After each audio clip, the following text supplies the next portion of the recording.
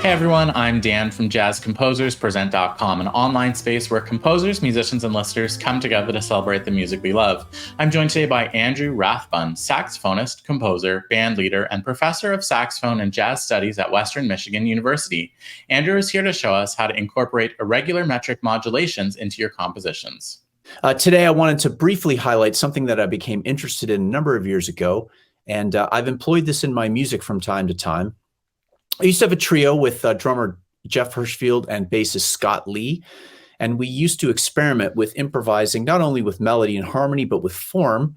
And I thought I would write something that would experiment with tempo and, to be specific, something that explored an inexact or odd tempo change. So I wrote a piece which is called Speed Up, very clever title, for a piece that started out at 75 BPM and arrived at a solo section that was 157 BPM, or 2.25 times faster. So normally we're going to go from, one tempo to like double time. That's very, very common. So I thought, well, what would it be like if you just went, a little bit faster or slightly slower than, half time or double time? These are the kind of things I'm going to be talking about today. So this was done with a modulation where the polyrhythm of 9/8 became the new quarter note. So we approached this in a fairly loose way, making sure to arrive at the new tempo without being overly metronomic, but that was the overall idea. This led me to explore this idea further. I like the idea of an illusion of an abrupt change in tempo that still had a quantifiable connection from one tempo to the next, but something that was very startling to the listener. It's one thing to experience this in concert music. This is done a lot in concert music, and a great example of this would be the wonderful composer Elliott Carter, who uses these types of irregular modulations all the time. In more beat-based music, where there's a definite, consistent pulse that's inflexible, this effect can be, really jarring and also, for me, really interesting. On my upcoming release, Dark Journey, I wrote a piece called Reading the Exits. My goal was to convey a topsy-turvy feeling. The piece is about the world of political polling, specifically exit polls, which many media outlets employ to gauge election results before the voting is concluded. To create this uneven feeling, I wanted a fast tempo, in this case 160 BPM, to morph into a slower tempo, 120 BPM. So that's 75% slower than the first tempo, and obviously 25% faster than halftime, which would be much more common. We won't get into it here today, but other common changes in tempo usually involve some sort of duple and triple connection, things moving from, say, 4 to 12/8 or 6/8 feels. Those are a little bit more common. To create the shift in tempo that I wanted and maintain the same meter, the half note triplet becomes the new quarter note, and we get back to 160 beats per minute. The dotted eighth becomes the quarter note to get back to that faster time. The other wrinkle in this piece was that the bass line I initially came up with to start was in 7.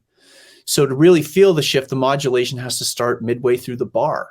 And to create an even more abrupt change, the actual division, half note triplet or the dotted eighth, depending on which way we're going, are not overtly stated, but they're just felt by the ensemble. One way to look at this, and if we can look at our first formula slide, this slide illustrates how the math works when we're going to move from that slower tempo, 120, to the faster tempo. So to find the tempo that you want, in this case it's 120, you take your old tempo and you divide that by the first beat that you're using. In this case, it's the dotted eighth note. So there's 3 16th notes in a dotted eighth note. And you divide that by the second beat that you're arriving at, in this case, the quarter note. And if you do all the math there, and I'm terrible at math, so have fun with this, but you arrive at the 120 BPM. And this formula can be interesting to experiment with different divisions to arrive at different tempos. So now we're going to look at our second slide. So this is the actual modulation spelled out with the durations used to shift between the two tempos. And as you can see, in measures 6 and 8. The half note triplet becomes a slower tempo, as I indicated before, and the dotted eighth returns us to the original. Something that's really important for me to get all this and utilize it is having these different ideas in my ear. So we're going to take a listen to this example in just a moment. So how this is spelled out is we're going to hear 2 bars of the first tempo, 160, 2 bars of the second tempo, 120, and then you're going to hear the hi-hat playing the different modulatory pulses against the rhythm, against the pulse that gets us into the new pulse. So let's take a listen to this.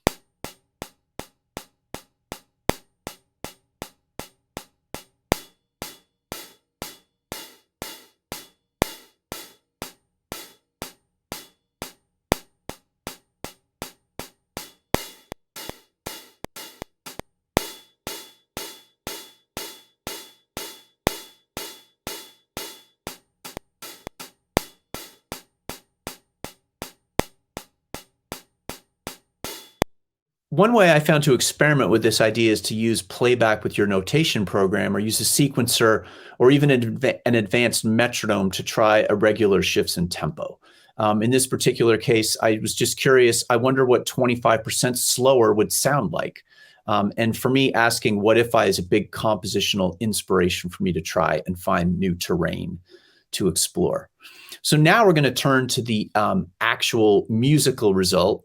And an excerpt from reading the exits. This is the first section where you can hear all of the shifts in tempo. For variation, I employ the tempo change to occur every 2 bars, every 1 bar at a certain point, and at the very end of the piece, I actually have the tempo shift occur in the middle of the bar, which the band was particularly thrilled at, but we got the hang of it after rehearsing it for a while. It's also used in the solo section, and it was a lot of fun and a real challenge to play over these shifting tempos. So let's take a listen to an excerpt of reading the exits.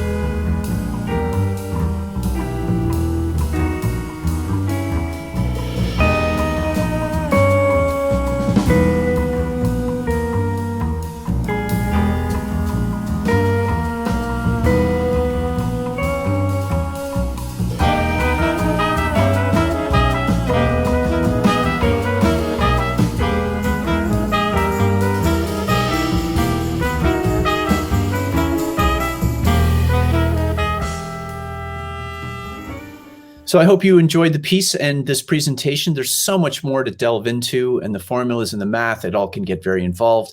For me, I like to experiment with different feels and tempo changes before figuring out the actual metric math, but however you get into it is fine. Thanks so much, and thanks for watching. Thanks for watching today's mini lesson. Be sure to like, share, and subscribe. Drop any questions, comments, or suggestions for future videos down below. To watch our full-length events and participate in live Q&As with our presenting artists, head to jazzcomposerspresent.com. Thanks, and we'll see you next time.